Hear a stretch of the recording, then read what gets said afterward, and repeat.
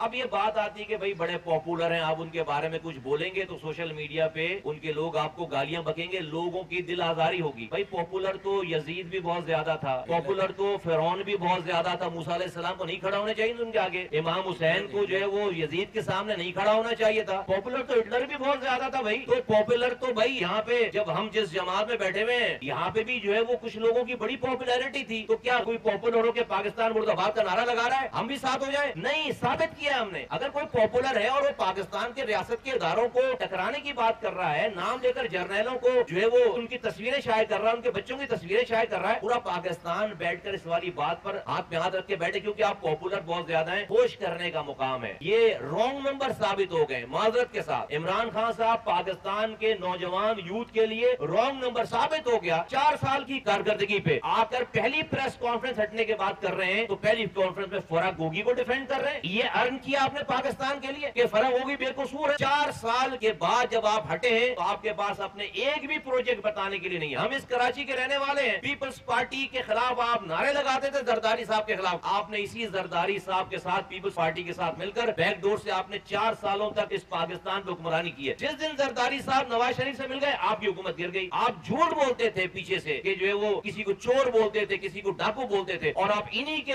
Vote لے کر Saint میں آپ جو ہے وہ آپ نے اپنا چیئرمین بنایا. پھر آپ کہہ رہے ہیں انقلاب برپا کریں گے. آج بھی آپ کی جو ہے وہ تمام بیک ڈور چینل سے ہر کسی کو آپ سیٹلمنٹ کرنے کی بات کرتے ہیں. آج معذرت کے ساتھ مجھے شرم آتی ہے, لیکن چونکہ قوم کا مسئلہ ہے اس لیے میں بولنا چاہتا ہوں. اس کردار کے بعد جہاں پر آڈیوز آ گئی ہیں, جہاں پر ویڈیوز آ گئی ہیں, اس شخصیت کے ساتھ آپ انقلاب برپا کریں گے. جس طرح کی ویڈیو آ گئی ہے مجھے تو حیرت ہوتی ہے کہ جو یہ مرد اپنی عورتوں کو کیسے بھیجتے ہیں ایسی پارٹی میں بھائی, جہاں پر اس طرح کی ویڈیو آ رہی ہے, اس طرح کی آڈیو آ رہی ہے. کون لوگ ہیں یہ, کیسے لوگ ہیں, کس میں تو کوئی چھپی ہوئی بات نہیں رہ گئی ہے. اس سے زیادہ میں آگے بولنا نہیں چاہتا. اور اس سے پھر آپ کہہ رہے ہیں کہ آپ انقلاب برپا کر دیں گے, انقلاب لے کر آئیں گے. سب فراڈ ہے سارا, کوئی انقلاب نہیں آ رہا. یہ ایک جھوٹ پہ کھڑی ہوئی بھی ساری عمارت تھی, ایک جھٹکے سے گر گئی ہے. پتہ چل گیا عمران خان صاحب کی وہ اپنی ذات سے زیادہ ان کے لیے جو جرنیل کام کر رہا ہے وہ محب وطن ہے, امر بالمعروف پہ, ان سے اگر اس نے وہ نیوٹرل ہو گیا وہ جانور بن گیا, وہ آپ اس کی. تو یہ ایک فیصل نصیر کا آج نام لے رہے ہیں نا, یہ صرف اس سے دشمنی ہے. جتنے بھی لوگ ان کو آر ٹی ایس سسٹم خراب کر کے نہیں دیں گے, جتنے بھی جرنیل ان کو جو ہے وہ اسٹیبلشمنٹ کو کچل کے, نواز شریف کو, مریم شہباز کو, زرداری صاحب کو, اور جو ہے وہ خورشید شاہ کو, اور سب لوگوں کو جیلوں میں بند نہیں کر کے ان کو